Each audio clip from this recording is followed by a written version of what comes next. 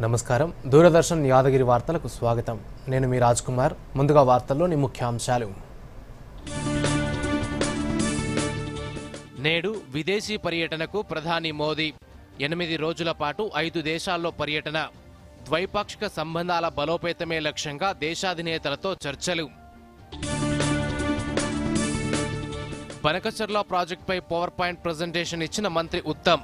తెలంగాణ రైతులకు కేసీఆర్ మరణ శాసనం రాశారని సీఎం రేవంత్ రెడ్డి ఆరోపణ. తమ ప్రభుత్వ ఒత్తిడితోనే బనకచర్ల ప్రతిపాదనను కేంద్రం వెనక్కి పంపిందన్న డిప్యూటీ సీఎం భట్టి విక్రమార్క. కేంద్ర మంత్రివర్గ సమావేశంలో కీలక నిర్ణయాలు. దేశంలో భారీ సంఖ్యలో ఉద్యోగాలు సృష్టించేందుకు కేంద్రం నిర్ణయం. ఉపాధి అనుసంధాన ప్రోత్సాహక పథకానికి మంత్రివర్గం ఆమోదం. 2036 ఒలింపిక్స్ లక్ష్యంగా నూతన జాతీయ క్రీడా విధానాన్ని ఆమోదించిన కేబినెట్.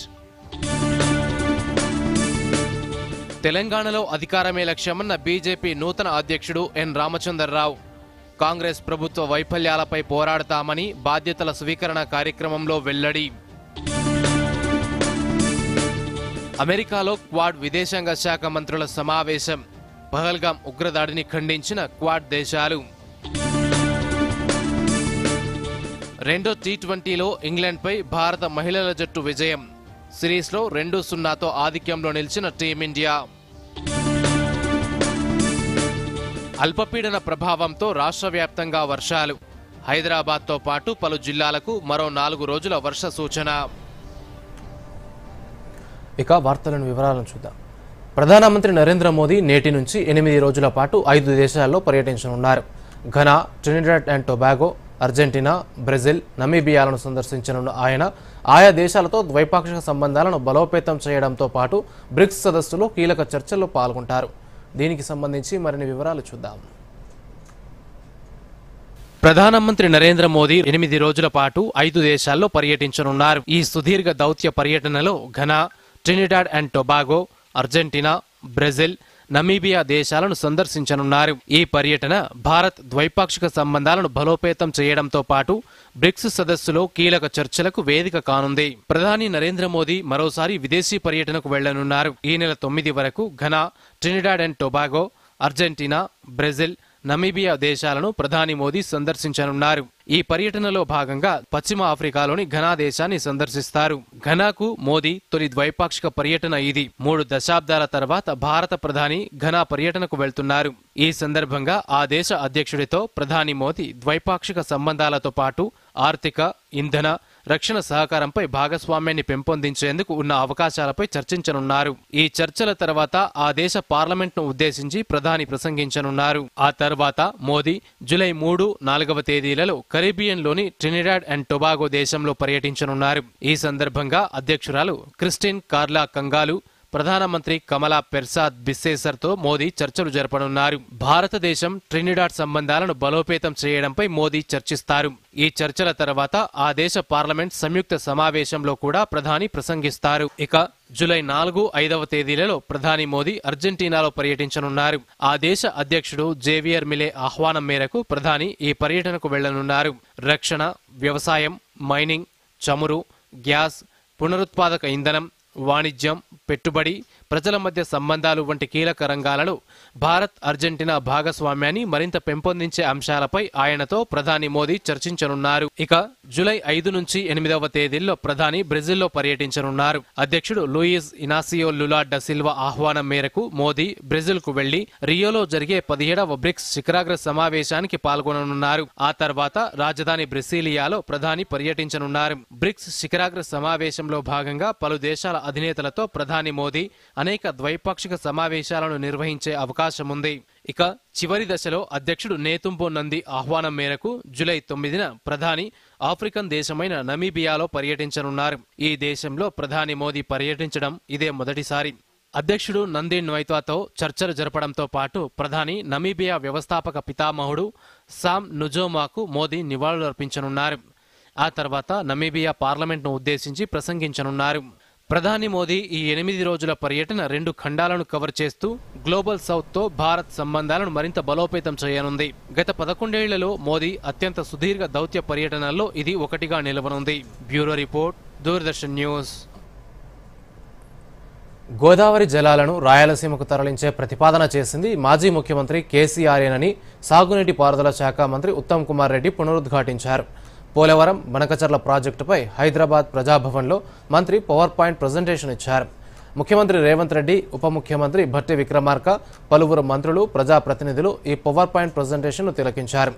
ఈ సందర్భంగా ఉత్తమ్ కుమార్ రెడ్డి మాట్లాడుతూ అప్పటి తెలంగాణ ముఖ్యమంత్రి చంద్రశేఖరరావు, ఆంధ్రప్రదేశ్ ముఖ్యమంత్రి జగన్మోహన్ రెడ్డి పలుమార్లు సమావేశమై గోదావరి జలాల తరలింపుపై చర్చించారని తెలిపారు. తాము అధికారంలోకి వచ్చిన తర్వాత బనకచర్ల ప్రతిపాదనను వ్యతిరేకిస్తూ కేంద్రానికి నివేదికలు అందజేశామన్నారు. తెలంగాణ రాష్ట్ర ప్రయోజనాలకు విఘాతం కలగని విధంగా కేంద్రం చొరవ చూపాలని కోరడం జరిగిందన్నారు. కేంద్ర ప్రభుత్వంతో మాట్లాడి బనకచర్ల ప్రతిపాదనలను వెనక్కి పంపేలా చేసింది తామేనని అన్నారు. దిశలో ఓ 2 అడుగులు ముందుకేసి ఈ రోజు ఏమంటుండు హరీష్ రావు గారు కానీ టీఆర్ఎస్ వాళ్ళు, చంద్రబాబు నాయుడు ఆ పోలవరం బంకచర్ల ప్రాజెక్టు కట్టే ప్రతిపాదన చేస్తే మీరు కొట్లాడుతున్నారని ఇప్పుడు మనం అంటున్నాడు. అసలు వాస్తవంగా వాళ్ళు చేసింది మనం ఈరోజు మరి ముఖ్యమంత్రి గారు నేను పలుమార్లు కేంద్ర ప్రభుత్వంతో సంప్రదించి ఇది తెలంగాణ నీటి హక్కుల ఉల్లంఘన, ఇది చేయడానికి వీల్లేదు అని మేము రిప్రజెంట్ చేస్తున్న విషయం కూడా మీరు గమనించాలి, తెలంగాణ ప్రజలందరూ కూడా తెలియజేయాలి. తెలంగాణ జలాల విషయంలో రాజీ పడేది లేదని సీఎం రేవంత్ రెడ్డి అన్నారు. రాష్ట్రానికి చెందిన నీటి హక్కులు కాపాడటంలో రాజకీయంగా, సాంకేతికంగా, న్యాయపరంగా పోరాడుతూనే ఉంటామని చెప్పారు. ప్రజాభవన్లో గోదావరి బనకచర్లపై ప్రభుత్వం పవర్ పాయింట్ ప్రజెంటేషన్ ఇచ్చింది. ఈ సందర్భంగా సీఎం రేవంత్ రెడ్డి మాట్లాడారు. నీటిపారుదల శాఖను 10 ఏళ్ల పాటు కేసీఆర్, హరీష్ రావు చూశారన్నారు. రాష్ట్ర నీటి హక్కులను వాళ్లు కాపాడతారని అందరూ భావించారని, కానీ వాళ్లే రాష్ట్రానికి నష్టం చేశారని ఆరోపించారు. 811 టీఎంసీల్లో తెలంగాణకు 299 టీఎంసీలు చాలని, 68% జలాలు ఏపీకి కేటాయిస్తే అభ్యంతరం లేదని 2015లో సంతకం చేశారని వెల్లడించారు. కృష్ణా పరివాహక ప్రాంతం పరంగా చూస్తే తెలంగాణకే ఎక్కువ దక్కాలి. ప్రాజెక్టులు పూర్తి కాకపోవడంతో కేటాయించిన 299 టీఎంసీలు కూడా వాడుకోలేని పరిస్థితి వచ్చిందని సీఎం అన్నారు.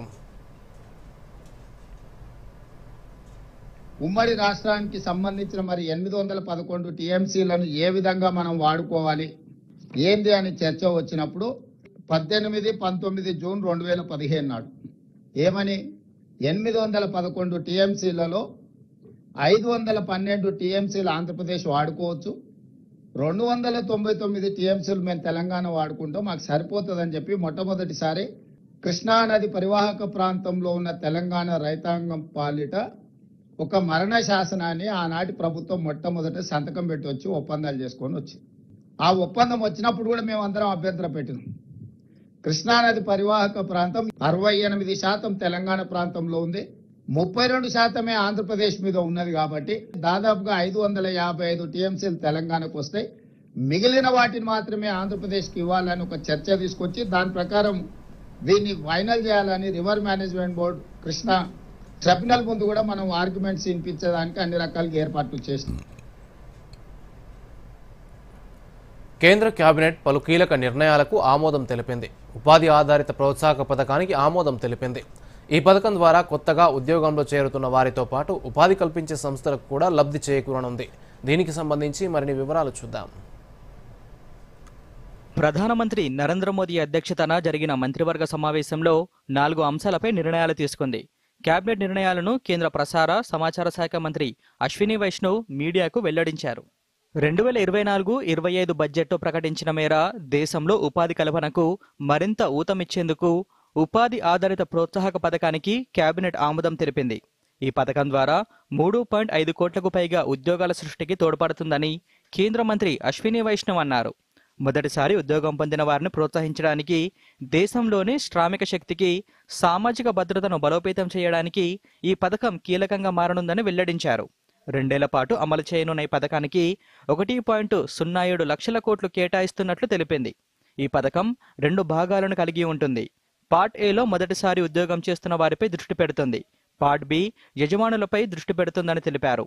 ఈ పథకం కింద ఈ ఏడాది ఆగస్టు 1 నుంచి ఉపాధి పొందిన వారితో పాటు ఉపాధి కల్పించిన వారికి కూడా ప్రోత్సాహకాలు అందిస్తారు. ఉత్పత్తి రంగంలో ఉపాధి కల్పించిన వారికి 4 ఏళ్ల పాటు ప్రోత్సాహకాలు అందిస్తారు. తొలిసారి ఉపాధి పొందిన వారికి గరిష్టంగా 15,000 వరకు ప్రోత్సాహకం అందనుంది. ఈ పథకం కింద ప్రోత్సాహకం పొందే సంస్థలు, ఉద్యోగులు ఎంప్లాయ్మెంట్ ప్రావిడెంట్ ఫండ్ కార్యాలయంతో రిజిస్టర్ అయి ఉండాలి. 50 మంది కన్నా తక్కువ ఉద్యోగులు కలిగి ఉన్న సంస్థలైతే ప్రోత్సాహకాలు పొందేందుకు కనీసం కొత్తగా 2కి ఉపాధి కల్పించాలి. అదే 50 మంది కన్నా ఎక్కువగా ఉద్యోగాలున్న సంస్థలు కొత్తగా 5గురికి ఉద్యోగాలు కల్పించాలని అశ్విని వైష్ణవ్ పేర్కొన్నారు. देखा पिछले बजट में माननीय वित्त मंत्री जी ने एक एम्प्लॉयमेंट लिंक्ड स्कीम के बारे में बहुत क्लियर एक पैकेज की घोषणा की थी. उसके बाद में इस पे काफी अच्छा काम हुआ और डिटेल में जितना इंडस्ट्री के साथ चर्चा करके सबके साथ कंसल्टेशन करके एक बहुत ही अच्छी स्कीम बनी है, कॉम्प्रिहेंसिव स्कीम बनी है. यह है एम्प्लॉयमेंट लिंक्ड इंसेंटिव स्कीम. इसका फोकस मैन्युफैक्चरिंग सेक्टर पे रहेगा. దేశంలో క్రీడా మౌలిక సదుపాయాలు పెంచడం, క్రీడాకారుల సమగ్రాభివృద్ధి లక్ష్యంగా జాతీయ క్రీడా విధానం 2025కు కేంద్ర కేబినెట్ ఆమోదం తెలిపింది. ప్రపంచ క్రీడాశక్తి కేంద్రంగా భారత్ను తీర్చిదిద్దడం ఈ పాలసీ లక్ష్యమని పేర్కొన్నారు. 2036 ఒలింపిక్ క్రీడలతో సహా అంతర్జాతీయ క్రీడా కార్యక్రమాలలో రాణించడానికి బలమైన పోటీదారుగా స్థాపించడానికి ఒక దార్శనిక, వ్యూహాత్మక రోడ్ మ్యాప్ను నిర్దేశిస్తోంది. గ్రామీణ, పట్టణ ప్రాంతాలలో పోటీ లీగ్లు, పోటీల స్థాపనను ప్రోత్సహించడం, క్రీడా మౌలిక సదుపాయాల అభివృద్ధి పనులు చేపట్టనున్నట్లు అశ్విని వైష్ణవ్ తెలిపారు. పాఠశాల పాఠ్యాంశాలలో క్రీడలను చేర్చడం వంటివి ఈ పాలసీలో ఉన్నాయని ప్రకటించారు. ये बहुत बड़ा आज का एक फैसला है जो देश के लिए एक नया रास्ता बनाने वाला है. माननीय प्रधानमंत्री जी ने इन 11 वर्षों में स्पोर्ट्स पे एक अलग तरीके से ध्यान देके और विशेषकर ग्रामीण क्षेत्रों में जो टैलेंट है उसको आगे लाने का एक सिस्टमेटिक तरीके से आगे लाने का प्रयास किया है. उसी कड़ी में ये आज स्पोर्ट्स की पॉलिसी खेलो भारत नीति बनी है. Bureau report, Doordarshan news. Good girl.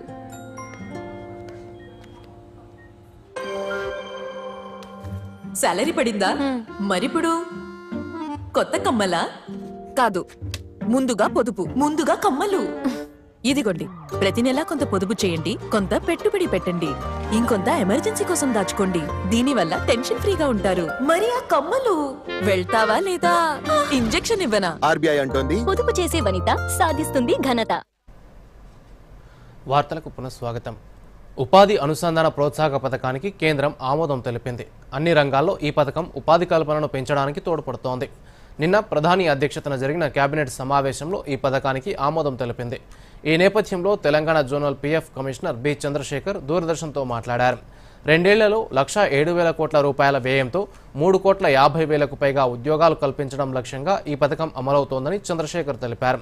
2024-25 బడ్జెట్లో ప్రకటించిన ఈ పథకం తొలిసారి ఉద్యోగం పొందిన వారికి శ్రామిక శక్తికి సామాజిక భద్రతను బలోపేతం చేస్తుందని తెలిపారు. ఈ పథకం 2 భాగాలుగా అమలవుతుందన్నారు. పార్ట్ ఏ కింద తొలిసారి ఉద్యోగం పొందిన వారికి 15,000 రూపాయల వరకు ఒక నెల ఈపీఎఫ్ వేతనం అందిస్తారని తెలిపారు. ₹1,00,000 వరకు వేతనం ఉన్నవారు ఈ ప్రోత్సాహకానికి అర్హులని చెప్పారు. అలాగే పార్ట్ బి కింద యజమానులకు ప్రోత్సాహకాలు అందిస్తారన్నారు. 2025 ఆగస్టు 1 నుంచి ఉద్యోగం పొందిన వారు, ఉపాధి కల్పించిన యజమానులు ఈ ప్రయోజనం పొందవచ్చని పేర్కొన్నారు.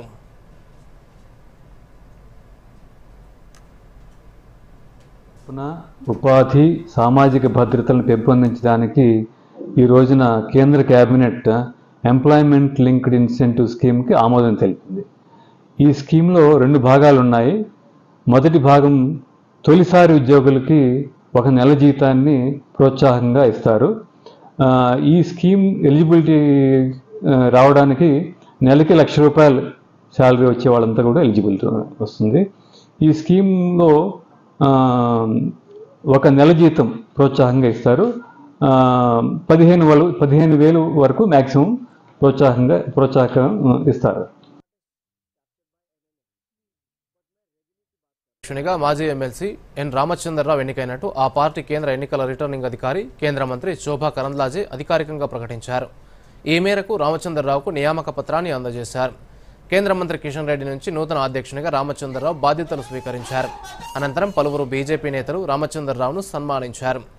ఈ సందర్భంగా ఏర్పాటైన కార్యక్రమంలో కేంద్ర మంత్రి కిషన్ రెడ్డి మాట్లాడారు. రామచంద్రరావు నాయకత్వంలో అందరూ కలిసి పనిచేయాలని, బీజేపీ అధికారంలోకి రావడమే లక్ష్యంగా ముందుకు సాగాలన్నారు. కేంద్ర ప్రభుత్వ సహాయ సహకారాల వల్లనే తెలంగాణ అభివృద్ధి జరుగుతుందన్నారు.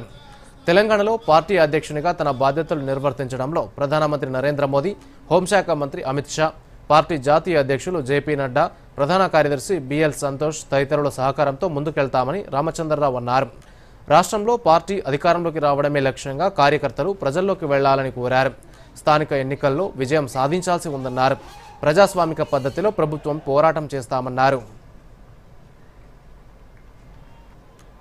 రాబోయే రోజుల్లో ఒక ప్రజాస్వామ్య తెలంగాణ, ఒక వికసిత తెలంగాణని మనం తీసుకురావాలంటే భారతీయ జనతా పార్టీ అధికారం రావాలి. ఈరోజు ప్రజలు చూస్తూ ఉన్నారు, భారతీయ జనతా పార్టీ వైపు చూస్తూ ఉన్నారు, ప్రజలు కోరుతా ఉన్నారు, బీజేపీ ప్రభుత్వం కోరుతా ఉన్నారు. కాబట్టి బీజేపీ ప్రభుత్వం ప్రజలు కోరుతున్నారు. కాబట్టి మనం ఇక్కడ తయారు లేకపోతే రేపు రాబోయే రోజుల్లో మనం అధికారం రాలేము. ఒక రాజకీయ పార్టీతో అధికారంలో రావడమే మనకు లక్ష్యం. అధికారంలో రావాలంటే మనం కార్యకర్తలుగా ప్రజల్లో పోవాల్సిన అవసరం ఉంది. మన ముందు ఉన్నటువంటి ఛాలెంజ్ రేపు రాబోయే రోజుల్లో ఇక్కడ లోకల్ బాడీ ఎలక్షన్ జరుగుతాయి, స్థానిక ఎన్నికలు జరుగుతాయి.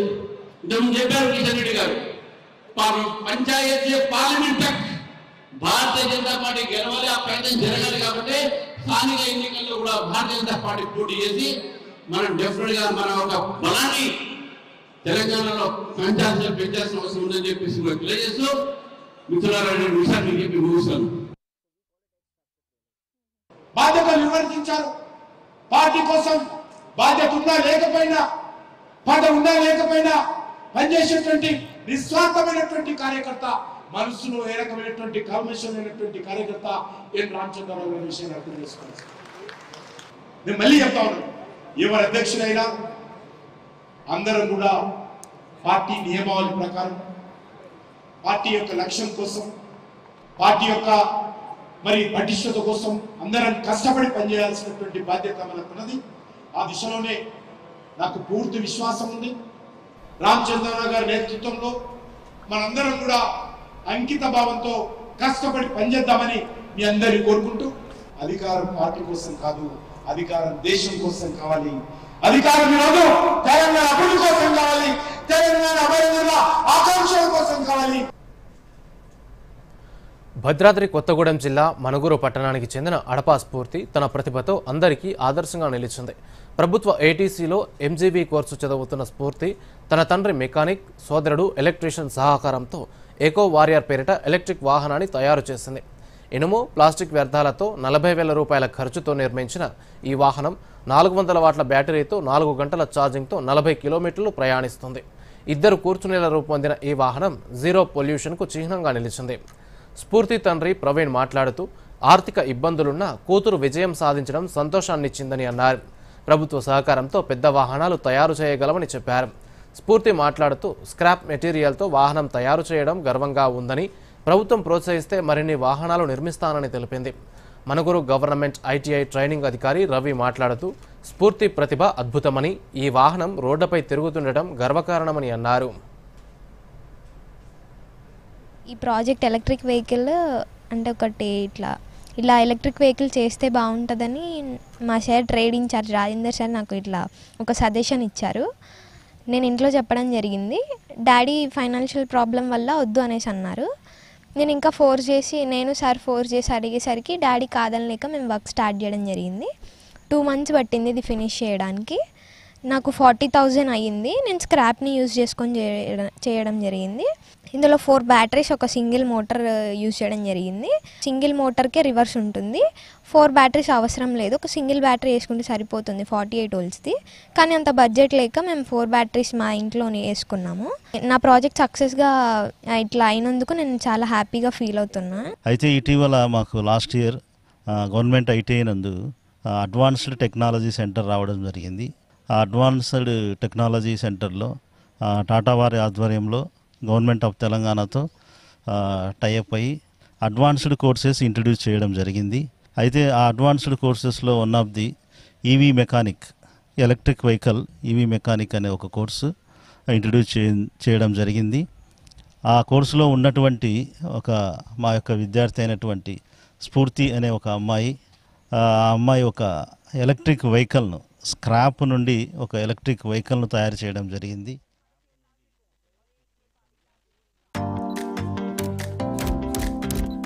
Oh lovely, well done. ఇప్పుడు ఇక పెద్ద స్టూడియో, కొత్త కెమెరా, కొత్త లైట్స్, పనిలో పని కొత్త కార్ కూడా తీసుకో, అదే లోన్ తో. నో, లోన్ ఏ పని కోసం తీసుకున్నావో దానికే వాడుకో. టైంకి ఈఎంఐ చెల్లించండి, క్రెడిట్ స్కోర్ పెంచుకోండి, ఇంకోసారి లోన్ సులభంగా పొందండి. కార్ వద్దంటే కనీసం నా ఫోటోనైనా తీ. మీరెవరు? ఆర్బీఐ అంటోంది, పొదుపు చేసే వనిత సాధిస్తుంది ఘనత. వార్తలకు పునఃస్వాగతం. సిద్దిపేట జిల్లా హుస్నాబాద్ పాలిటెక్నిక్ కళాశాలలో శాతవాహన యూనివర్సిటీ క్యాంపస్ ఇంజనీరింగ్ కళాశాల ఈ విద్యా సంవత్సరంలో ప్రారంభం కానుంది. Satavahana university vice chancellor Umesh Kumar ఏర్పాట్లను పరిశీలించారు. ఈసీఈ, సిఎస్ఈ, ఐటీ, ఏఐ కోర్సులతో 60 సీట్ల చొప్పున మొత్తం 240 సీట్లతో తాత్కాలికంగా పాలిటెక్నిక్ కళాశాల మొదటి అంతస్తులో కళాశాల ప్రారంభమవుతుందని తెలిపారు. ఇంజనీరింగ్ వెబ్ కౌన్సిలింగ్లో హుస్నాబాద్ చుట్టుపక్కల విద్యార్థులు SUCE కోడ్తో ఈ కళాశాలను ఎంచుకోవాలని సూచించారు. 54 మంది బోధనా సిబ్బంది, 33 మంది బోధనేతర సిబ్బందిని నియమిస్తున్నట్టు పేర్కొన్నారు.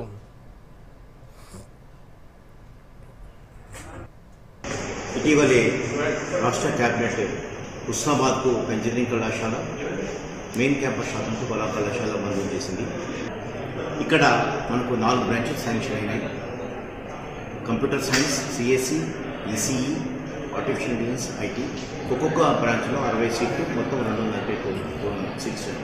Already web options counselling start అయింది. ఇక్కడ ఈ కరీంనగర్ చెందిన వాళ్ళు కానీ, హైదరాబాద్ చెందిన వాళ్ళు, హుస్నాబాద్ చెందిన వాళ్ళు కానీ ఈ ఆప్షన్స్ యూజ్ చేసుకుని కరీంనగర్ కళాశాల, సో దాని కోడ్ ఏంటంటే SUEC, ఈ కోడ్కు వాళ్ళు ఆప్షన్స్ ఇక్కడ కాలేజ్ అలాట్ చేసుకోవాలి. మహబూబ్నగర్ జిల్లా ప్రధాన ఆసుపత్రిలో జాతీయ వైద్యుల దినోత్సవాన్ని ఘనంగా నిర్వహించారు. ఈ సందర్భంగా ఆసుపత్రి సూపరింటెండెంట్ డాక్టర్ సంపత్ ఆధ్వర్యంలో వైద్యులకు శాలువాలు కప్పి పుష్పగుచ్చాలు అందించి ఘనంగా సత్కరించారు. ఈ సందర్భంగా డాక్టర్ సంపత్ మాట్లాడుతూ సమాజానికి వైద్యులు అందించే సేవలను గుర్తించడానికి ఒక ప్రత్యేకమైన వేదికను అందించే రోజే జాతీయ వైద్యుల దినోత్సవం అని తెలిపారు. ప్రతి సంవత్సరం జూలై 1న డాక్టర్ బీసీ రాయ్ను స్మరిస్తూ జాతీయ వైద్యుల దినోత్సవం జరుపుకోవాలని అన్నారు.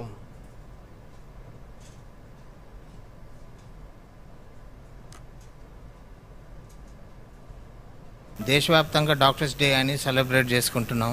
ఈ డాక్టర్స్ డే సెలబ్రేషన్స్ కూడా మన హాస్పిటల్లో అందరి సమక్షంలో ఆల్ HODs అందరూ పార్టిసిపేట్ అయ్యి అందరి సమక్షంలో సెలబ్రేషన్స్ చేసుకున్నాము. నేను వచ్చి ఆల్మోస్ట్ 1 ఇయర్గా వస్తుంది. గడిచిన 1 సంవత్సరంలో మన హాస్పిటల్లో అన్ని విభాగాలు, ఆర్థోపెడిక్, ENT, ఆప్థాల్మాలజీ అన్ని విభాగాలు సర్జికల్ వైజ్గా కానీ అడ్మిషన్ వైజ్గా కానీ చాలా ఆల్మోస్ట్ డబల్ కేసెస్ చేసినాము. ఇంకా మనకు ప్రస్తుతం ఈ డాక్టర్స్ డే శుభ సందర్భంలో ఒకటే అందరం డిసైడ్ చేసుకున్నాము. ఇంకా మాకు గవర్నమెంట్ కూడా మాకు సూపర్ స్పెషలైజేషన్ కోర్సెస్ డాక్టర్స్ వస్తే ఇంకా మంచి వైద్యం అందిస్తామని సూపరింటెండెంట్గా గర్వంగా చెప్తున్నాను. రాష్ట్ర మానవ హక్కుల కమిషన్ గడిచిన 2.5 నెలల్లో 1500 కేసులను పరిశీలించి ఉత్తర్వులు జారీ చేసిందని commission chairperson doctor justice Shamim Akhtar తెలిపారు. నల్గొండ జిల్లా కేంద్రంలోని రోడ్లు, భవనాల అతిథి గృహంలో స్టేక్ హోల్డర్స్తో సమావేశం అనంతరం మీడియాతో మాట్లాడారు. మానవ హక్కుల ఉల్లంఘన జరిగితే ఆన్లైన్ లేదా రాతపూర్వకంగా ఫిర్యాదు చేస్తే విచారణ తర్వాత చర్యలు తీసుకుంటామన్నారు. అవసరమైతే ప్రభుత్వానికి సిఫార్సు చేస్తామని చెప్పారు. జీతాలు చెల్లించకపోవడం, స్వేచ్ఛ, సమానత్వానికి ఆటంకం కలిగించడం వంటివి మానవ హక్కుల ఉల్లంఘన కిందకు వస్తాయని వివరించారు. కమిషన్ బాధ్యతలు చేపట్టినప్పుడు 11,500 కేసులు పెండింగ్లో ఉండగా 1,500 కేసులను పరిష్కరించామని, సుమోటో కేసులతో పాటు బాధితుల ఫిర్యాదులను స్వీకరిస్తున్నామని తెలిపారు. విద్యా, వైద్య సంస్థలను సందర్శించి పరిశీలన చేస్తున్నామని, ప్రజలకు మానవ హక్కులపై అవగాహన కల్పించేందుకు చర్యలు తీసుకుంటున్నామని, రాజ్యాంగం ప్రకారం అందరికీ విద్య, వైద్యం, సమానత్వం అందాలని పేర్కొన్నారు. ఈ హ్యూమన్ రైట్స్ కమిషన్లో ఒక చైర్పర్సన్, 2 మెంబర్స్ ఉంటారు.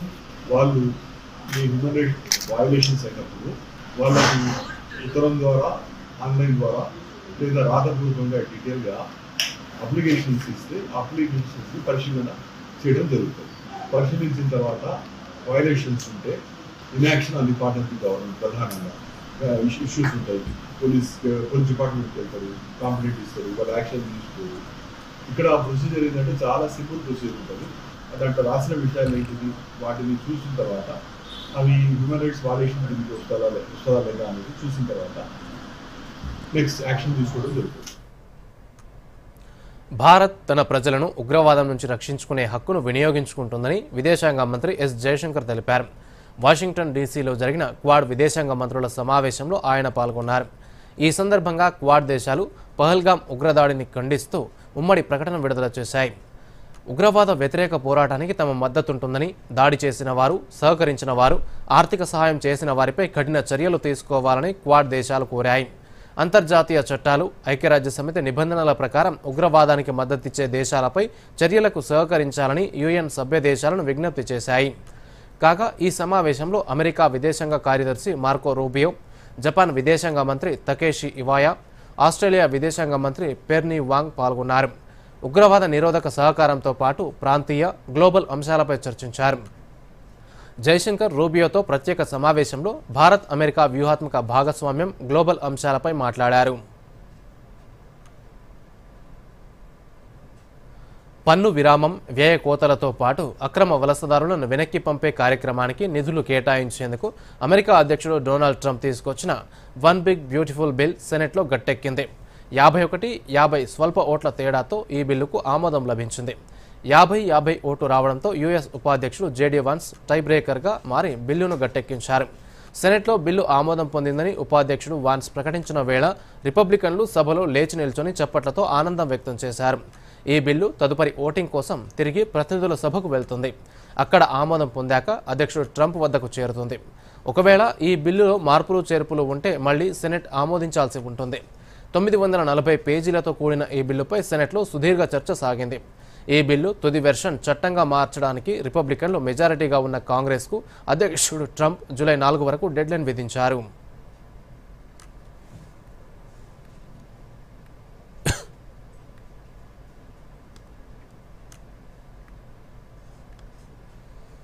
భారత్, ఇంగ్లాండ్ మధ్య 5 టెస్టుల సిరీస్లో భాగంగా నేటి నుంచి ఎడ్జ్బాస్టన్ మైదానంలో రెండో టెస్టు జరుగుతుంది. తొలి మ్యాచ్ నెగ్గిన ఇంగ్లాండ్ 1-0తో ఆధిక్యంలో ఉంది. ఈ మైదానంలో భారత జట్టు రికార్డు పేలవంగా ఉంది. ఈ స్టేడియంలో 8 టెస్టులు ఆడితే 7 మ్యాచ్లు ఓడిన టీమిండియా మరో టెస్టును డ్రా చేసుకోగలిగింది. మరోవైపు తొలి టెస్టులో భారీ స్కోర్లు, 5 సెంచరీల తర్వాత కూడా పరాజయాన్ని ఎదుర్కొన్న జట్టు ఈసారి తప్పులు సరిదిద్దుకొని లెక్క సరిచేయాలని భావిస్తోంది. ఈ నేపథ్యంలో ఇంగ్లాండ్తో రెండో టెస్టులో తమ స్థాయికి తగ్గ ప్రదర్శన ఇస్తే సిరీస్లో కోలుకునేందుకు అవకాశం ఉంటుంది. మరోవైపు గత మ్యాచ్ ఇచ్చిన ఉత్సాహంతో ఆధిపత్యాన్ని కొనసాగించాలని ఆతిథ్య జట్టు పట్టుదలగా ఉంది.